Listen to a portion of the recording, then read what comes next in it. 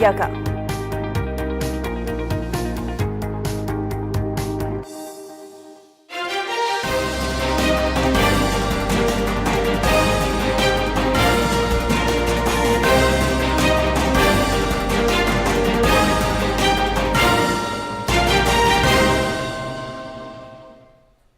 नमस्कार, सांकेतिक भाषा के इस विशेष बुलेटिन में आप सभी का स्वागत है। मैं हूं ऋतु वर्मा, मेरे साथ है मेरी सहयोगी मनीषा शर्मा। शुरुआत करेंगे अभी तक की सुर्खियों के साथ।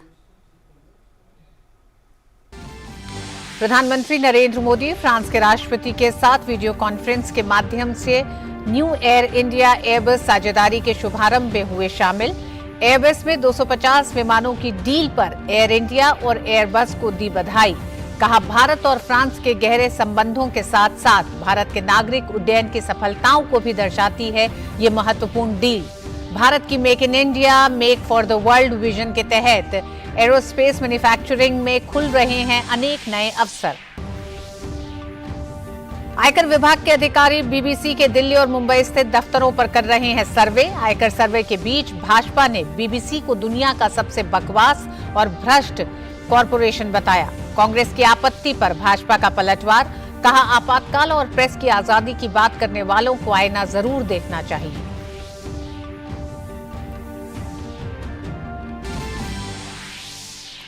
देश में वामपंथी उग्रवाद अब समाप्ति की ओर। एएनआई को दिए इंटरव्यू में आंतरिक सुरक्षा से जुड़े सवाल पर गृहमंत्री अमित शाह ने कहा, जम्मू कश्मीर में आतंकवाद से जुड़े सभी तरह के आंकड़े बेहतर स्थिति में। पूर्वोत्तर में भी हिंसा समाप्ति के बाद शांति की स्थापना।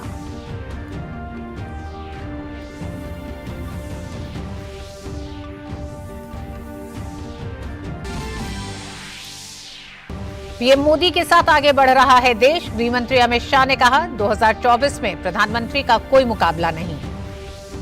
अडानी से जुड़े मामले में भी बोले गृहमंत्री। कहा, सुप्रीम कोर्ट ने लिया है संज्ञान। बीजेपी के पास कुछ नहीं है छुपाने को और न ही है डरने की जरूरत।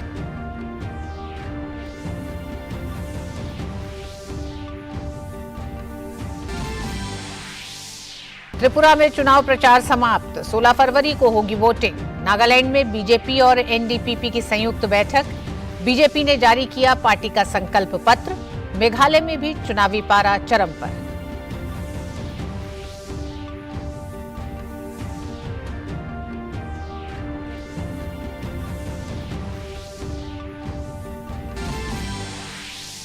वैश्विक मुद्दों से निपटने में भारत ने हमेशा नियमों पर आधारित आदेश और निष्पक्ष दृष्टिकोण को अपनाया।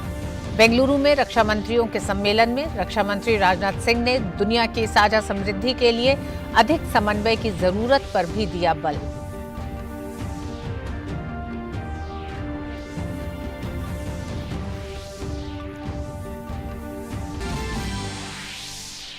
लखनऊ में G20 digital economy working group की बैठक का दूसरा दिन। शेरपा अमिताभ कांत ने वैश्विक विकास को गति देने में बताई बैठक की अहम भूमिका। उधर इंदौर में कृषि कार्य समूह की बैठक में कृषि से जुड़े पहलुओं पर हो रही है अहम चर्चा।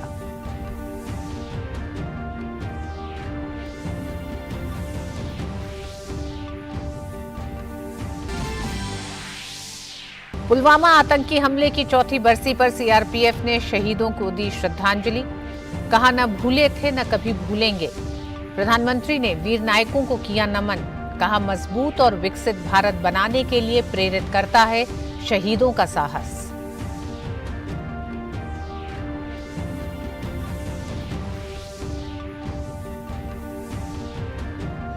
और अब खबरों को विस्तार से देखते हैं। प्रधानमंत्री नरेंद्र मोदी और फ्रांस के राष्ट्रपति इमैनुअल मैक्रों वीडियो कॉन्फ्रेंस के माध्यम से न्यू एयर इंडिया एयरबस साझेदारी के शुभारंभ में शामिल हुए। टाटा समूह दुनिया के सबसे बड़े विमानन सौदे में एयरबस से 250 विमान खरीदेगा। एक कार्यक्रम में विमान के अधिग्रहण के लिए टाटा ने एयरबस के साथ समझौते पर हस्ताक्षर किए। प्रधानमंत्री नरेंद्र मोदी और फ्रांस के राष्ट्रपति इमैनुअल मैक्रों भी इस वर्चुअल कार्यक्रम का हिस्सा थे। इस दौरान प्रधानमंत्री मोदी ने एयर इंडिया एयरबस को इस लैंडमार्क समझौते के लिए बधाई देते हुए कहा कि मैं एयर इंडिया एयरबस को इस लैंडमार्क समझौते के लिए बधाई देता हूं। इस कार्यक्रम से जुड़ने के लिए मेरे मित्र इमैनुअल मैक्रों को मैं विशेष रूप से धन्यवाद करता हूं। ये महत्वपूर्ण डील भारत और फ्रांस के गहरे संबंधों के साथ साथ भारत के नागरिक उड्डयन की सफलताओं को भी दर्शाती है। उन्होंने कहा कि हम क्षेत्रीय संपर्क योजना उड़ान के माध्यम से देश के सुदूर हिस्से भी एयर कनेक्टिविटी से जुड़ रहे हैं, जिससे लोगों के आर्थिक एवं सामाजिक विकास को बढ़ावा मिल रहा है। भारत की make in India, make for the world vision के तहत एरोस्पेस मैन्युफैक्चरिंग में अनेक नए अवसर खुल रहे हैं। साथ ही प्रधानमंत्री ने कहा कि उन्होंने आज अंतर्राष्ट्रीय ऑर्डर और बहुपक्षीय प्रणाली की स्थिरता और संतुलन सुनिश्चित करने में भारत फ्रांस भागीदारी प्रत्यक्ष भूमिका निभा रही है। ब्रिटिश ब्रॉडकास्टिंग कॉरपोरेशन यानी बीबीसी के खिलाफ आयकर विभाग ने कार्रवाई की है। आयकर विभाग के अधिकारियों ने मीडिया संस्थान बीबीसी के राजधानी दिल्ली और मुंबई स्थित दफ्तरों पर सर्वे किए। खबरों के अनुसार आयकर विभाग के अधिकारियों ने दफ्तर को सील कर दिया है। यह भी कहा जा रहा है कि सभी कर्मचारियों को घर जाने के लिए कह दिया गया है। सूत्रों के हवाले से बताया जा रहा है कि आयकर विभाग की इस कार्रवाई के बारे में मीडिया संस्थान के लंदन स्थित कार्यालय को भी जानकारी दे दी गई है। बीबीसी और आयकर विभाग की तरफ से अभी कोई आधिकारिक बयान नहीं जारी किया गया है। बीबीसी के कार्यालयों में इनकम टैक्स के सर्वे के बीच भाजपा ने बीबीसी को आड़े हाथों लिया है। भाजपा प्रवक्ता गौरव भाटिया ने कहा कि बीबीसी सबसे भ्रष्ट और बकवास संस्था है। भाजपा प्रवक्ता गौरव भाटिया ने कहा कि भारत विरोधी आतंकियों और भारत विरोधी शक्तियों के पक्ष में रिपोर्टिंग करने का आरोप लगाया। उन्होंने कहा कि बीबीसी भारत में रिपोर्टिंग करती है, लेकिन भारत के संविधान को तार-तार करती है। बीबीसी पर आईटी की कार्रवाई पर कांग्रेस और अन्य विपक्षी पार्टियों के आरोपों पर गौरव भाटिया ने जवाबी हमला किया। भाटिया ने पूछा कि किस आधार पर कांग्रेस, समाजवादी पार्टी और अन्य विपक्षी दल देश विरोधी ताकतों के साथ खड़े हो जाते हैं। गृह मंत्री अमित शाह ने आज एएनआई को अगरतला में एक इंटरव्यू दिया। करीब 50 मिनट की बातचीत में उन्होंने देश की आंतरिक सुरक्षा, उत्तर पूर्व के चुनाव, 2024 के लोकसभा चुनाव, अडानी से जुड़े मसले समेत तमाम मसलों पर खुलकर बातचीत की। अमित शाह ने कहा कि 2024 में प्रधानमंत्री मोदी के साथ कोई स्पर्धा नहीं है, देश उनके साथ आगे बढ़ रहा है।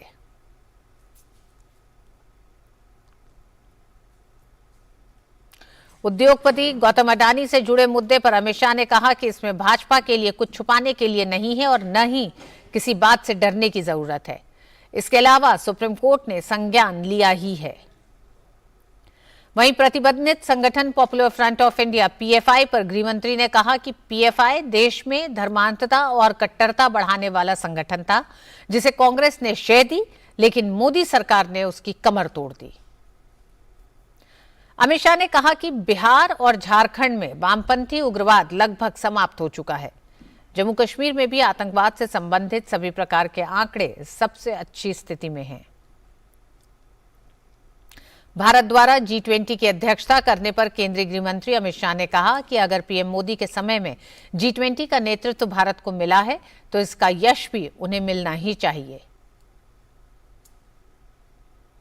वहीं त्रिपुरा चुनाव पर अमित शाह ने कहा कि भाजपा ने चलो पलटाई का नारा त्रिपुरा की स्थिति बदलने के लिए दिया था और आज स्थिति पूरी तरह बदल चुकी है। अमित शाह ने कहा कि त्रिपुरा में होने वाले चुनाव में भाजपा अपनी सीटें बढ़ाएगी। अमित शाह ने राज्य में मतदान प्रतिशत बढ़ाने का भी दावा किया। अमित शाह ने कहा कि केंद्र सरकार ने उत्तर पूर्व में बहुत विकास किया है और आगे भी पूर्वोत्तर के विकास के लिए सरकार पूरी तरह प्रतिबद्ध है। केंद्रीय गृह एवं सहकारिता मंत्री अमित शाह ने करनाल के हैफेड में इथेनॉल प्लांट, साजी डेयरी समेत विभिन्न परियोजनाओं का शुभारंभ किया। इस मौके पर सभा को संबोधित करते हुए उन्होंने कहा कि भारत सरकार के सहकारिता मंत्रालय ने अनेक क्षेत्र के अंदर नई शुरुआत की है। अमित शाह ने कहा कि सरकार ने सबसे पहले पैक्स को मजबूत करना शुरू किया, इसके साथ साथ सरकार ने नई शुरुआत भी की है। केंद्रीय गृह मंत्री अमित शाह ने करनाल में हरियाणा पुलिस अकेडमी में हरियाणा पुलिस को प्रेसिडेंट्स कलर अवार्ड प्रदान किया। ये निशान हरियाणा पुलिस को उसकी असाधारण सेवा के लिए दिया गया है। इस मौके पर हिंदू, मुस्लिम, सिख, ईसाई धर्म गुरुओं ने राष्ट्रपति निशान के लिए प्रार्थना की। साथ ही आतिशबाजी भी की गई। इस मौके पर अमित शाह ने पुलिस बल के परेड की सलामी ली। इससे पहले गृह मंत्री अमित शाह का करनाल पहुंचने पर मुख्यमंत्री मनोहर लाल खट्टर और गृह राज्य मंत्री अनिल विज ने स्वागत किया। करनाल में हरियाणा पुलिस एकेडमी में हरियाणा पुलिस को प्रेसिडेंट्स कलर अवार्ड प्रदान करने के बाद केंद्रीय गृह मंत्री अमित शाह ने कहा कि भारत सरकार ने अमृतकाल में नशा मुक्त भारत अभियान चलाया है, जिसे पूरा करके ही रहेंगे। गृह मंत्री अमित शाह ने हरियाणा पुलिस के गौरवशाली इतिहास की याद दिलाते हुए कहा कि हरियाणा पुलिस हर क्षेत्र में चाक चौबंद रहती है, सार्वजनिक सुरक्षा को सुनिश्चित करती है। अमित शाह ने कहा, आज पीएम मोदी के नेतृत्व में देश की आंतरिक सुरक्षा मजबूत हुई है। उन्होंने कहा कि केंद्र सरकार ने जम्मू कश्मीर और पूर्वोत्तर के आतंकवाद सहित वामपंथी आतंक पर भी बड़ा नियंत्रण हासिल किया है।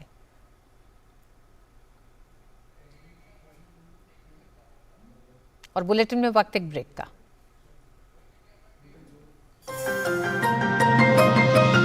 फ्रांस के राष्ट्रपति से पीएम मोदी का संवाद, दोनों देशों के बीच कई अहम मसलों पर हुई बात। भारत फ्रांस संबंधों पर करेंगे विशेष चर्चा।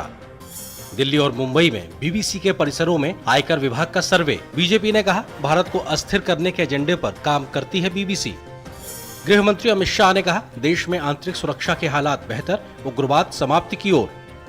त्रिपुरा में खत्म हुआ चुनाव प्रचार का काम। नागालैंड में जारी हुआ बीजेपी का संकल्प पत्र। जारी है G20 की बैठकों का दौर। पुलवामा हमले की बरसी पर शहीदों को श्रद्धांजलि। होंगी देश दुनिया और खेल की बाकी खबरें। देखिए न्यूज नाइट मेरे साथ रात 8 बजे सिर्फ डीडी न्यूज पर।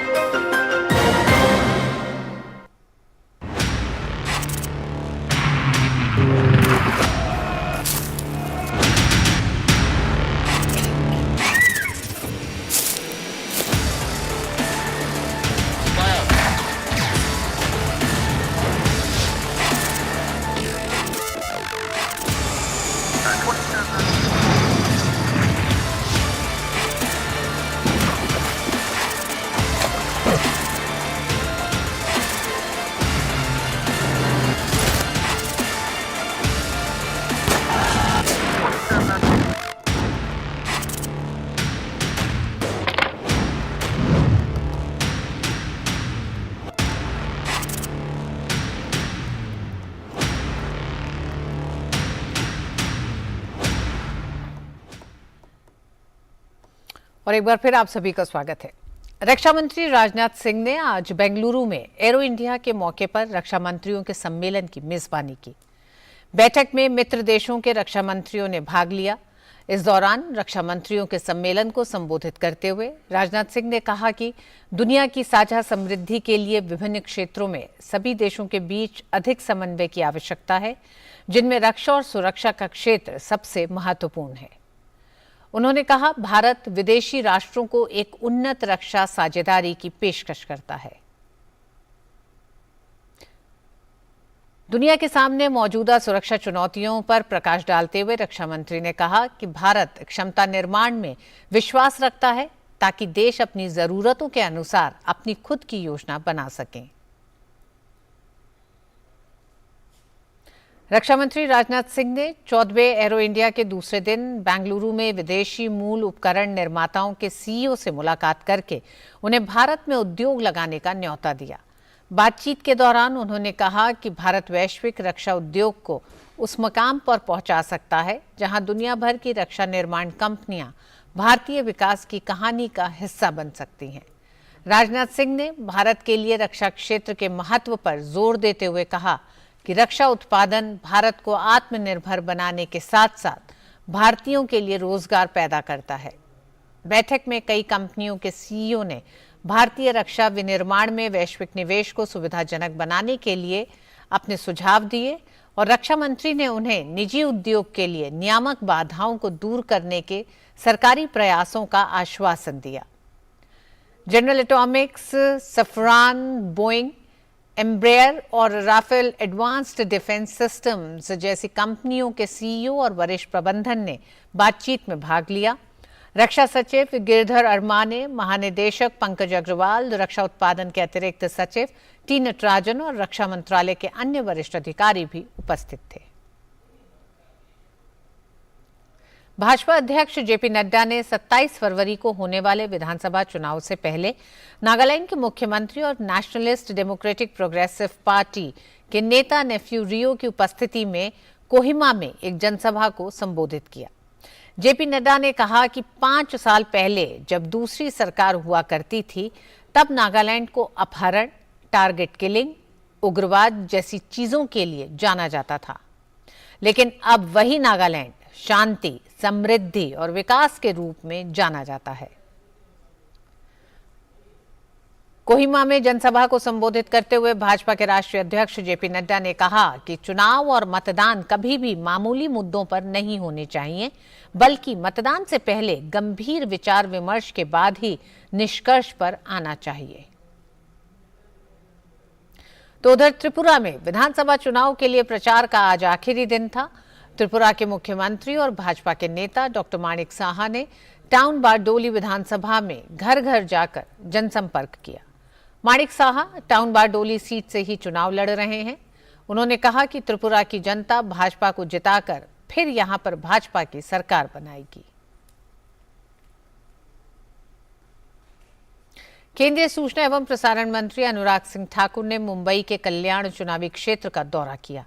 उन्होंने कहा कि कल्याण के भाजपा कार्यकर्ता दिन रात मेहनत के साथ पार्टी के लिए काम कर रहे हैं और पार्टी के संदेश को जनता तक पहुंचाने के काम में लगे हुए हैं।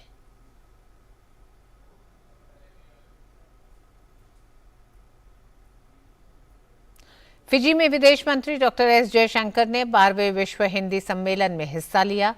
फिजी के शिक्षा मंत्री असेरी रॉड्रोडो ने फिजी के नडी में विदेश मंत्री डॉक्टर एस जयशंकर का स्वागत किया। 12वां विश्व हिंदी सम्मेलन फिजी के नडी में कल से शुरू होगा।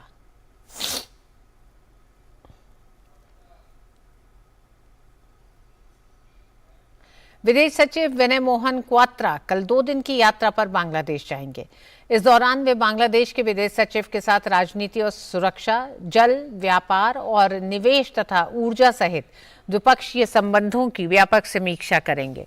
विदेश सचिव की यह यात्रा भारत की पड़ोसी प्रथम नीति के अंतर्गत बांग्लादेश को सर्वोच्च प्राथमिकता दिए जाने के कारण हो रही है। बांग्लादेश विकास के मामले में भारत का शीर्षस्थ साझेदार है और इस क्षेत्र में सबसे बड़ा व्यापारिक भागीदार भी है। विदेश सचिव की यात्रा से द्विपक्षीय संबंध और मजबूत होंगे तथा विभिन्न क्षेत्रों में जारी सहयोग में भी तेजी आएगी।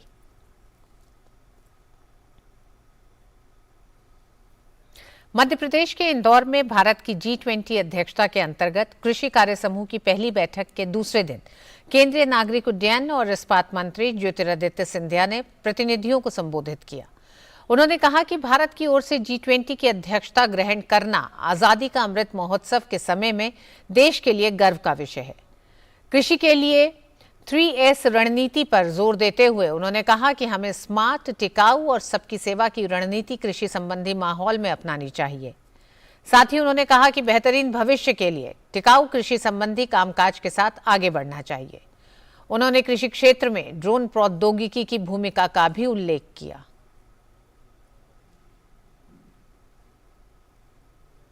तो वहीं लखनऊ में G20 के डिजिटल इकोनॉमी कार्य समूह की बैठक का आज दूसरा दिन है। G20 अध्यक्ष भारत के अलावा ब्राजील और इंडोनेशिया ने सतत विकास प्राप्त करने के लिए डिजिटल अर्थव्यवस्था की परिवर्तनकारी भूमिका पर चर्चा की। भारत की G20 के शेरपा अमिताभ कांत ने इस मौके पर वैश्विक विकास को गति देने में डिजिटल इकोनॉमी कार्य समूह की भूमिका पर जोर दिया। उन्होंने भारत के डिजिटल पब्लिक इंफ्रास्ट्रक्चर की सफलता पर जोर देते हुए कहा कि इसने वित्तीय समावेशन, सामाजिक सेवा, शासन सुगमता, सुरक्षा को बढ़ावा दिया और साथ ही डिजिटल जगत में एकाधिकारवाद को रोकने में मदद की। भारत के G20 शेरपा अमिताभ कांत ने कहा कि सरकार शिक्षा, स्वास्थ्य सहित अन्य क्षेत्रों में डिजिटल तरीके से लोगों को सुविधा मुहैया करवाने के लिए उत्तरदायी है। और वक्त एक छोटे से ब्रेक का, आप देखते रहिए DD न्यूज। हर दिन हर पल बनती खबरें, बदलती दुनिया, हम लेकर आते हैं आपके लिए बड़ी खबरें, संपूर्ण कवरेज, ताकि आप रहें खबरों के बीच हमारे साथ। मिड डे प्राइम हिंदी सोमवार से शुक्रवार दोपहर 1 बजे सिर्फ डीडी न्यूज पर।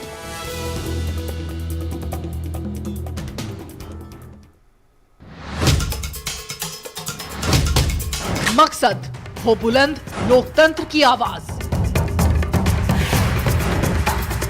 जज्बा तमाशे का शोर नहीं, जनहित पर हो जोर,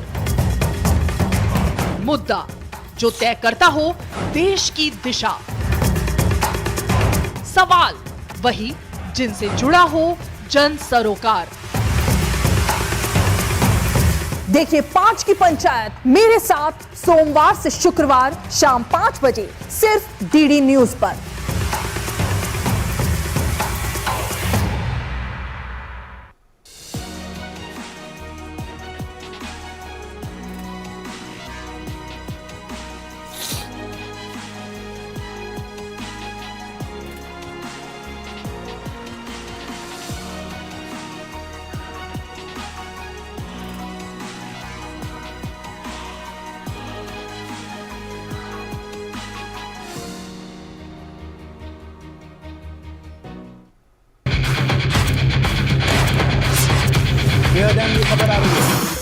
ब्रेकिंग न्यूज की रेस से हटकर हम लेकर आते हैं आपके लिए सार्थक, सकारात्मक और प्रेरणादायी खबरें। खबरें सिर्फ हाथ से नहीं होते, खबरें अच्छी भी होती हैं जो देती है हौसला, बढ़ाती है आत्मविश्वास। मुश्किल वक्त में भी जब लोगों ने दिखाया कुछ कर गुजरने का जज्बा, हम लेकर आते हैं अपने इस खास कार्यक्रम में आम लोगों के जज्बे की कहानियाँ। देखिए मेरे साथ गुड न्यूज जज्बा इंडिया का।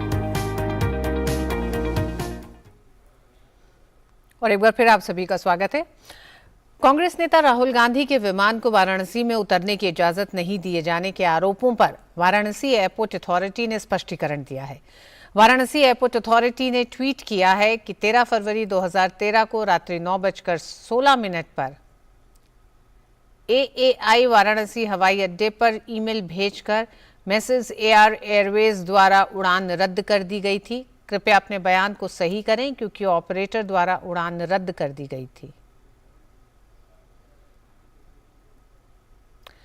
बहुचर्चित एल्गोरिदम चैट जीपीटी इतना प्रभावी हो गया है कि केंद्रीय माध्यमिक शिक्षा बोर्ड यानी सीबीएसई ने विशेष निर्देश जारी किए हैं। विशेष रूप से आगामी दिनों में शुरू हो रही सीबीएसई की परीक्षाओं के दौरान इस पर विशेष ध्यान रखने के लिए कहा गया है। उल्लेखनीय है कि सीबीएसई की 10वीं और 12वीं की बोर्ड परीक्षाएं 15 फरवरी से शुरू हो रही हैं, जो अप्रैल तक चलने वाली हैं।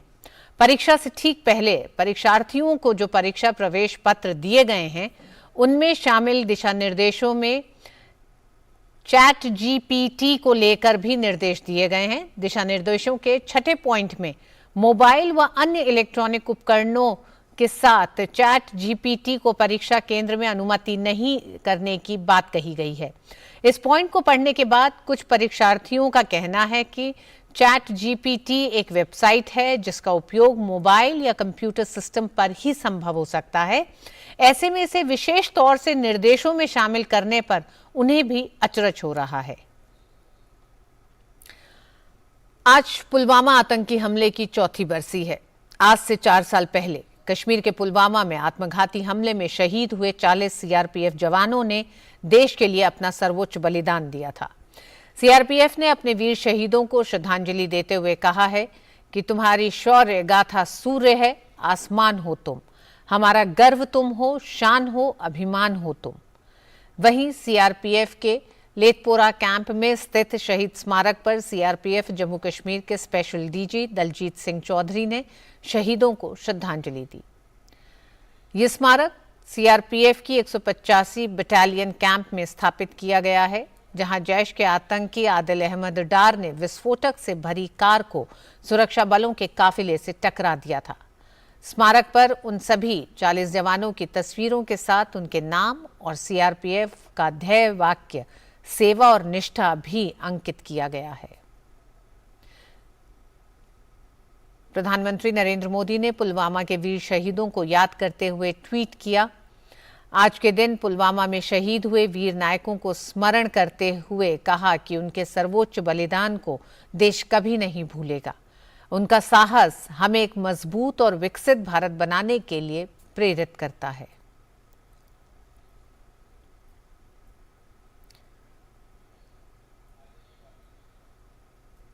पुलवामा के शहीदों को श्रद्धांजलि देने के बाद कश्मीर पुलिस के एडीजीपी विजय कुमार ने कहा कि घाटी में जैश का कोई भी पुराना आतंकवादी नहीं बचा है।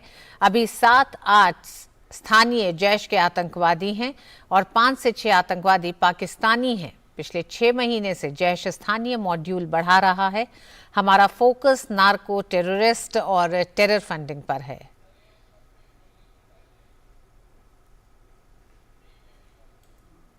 और इसी के साथ इस विशेष बुलेटिन में बस इतना ही। मुझे और मनीषा को दीजिए अनुमति। नमस्कार।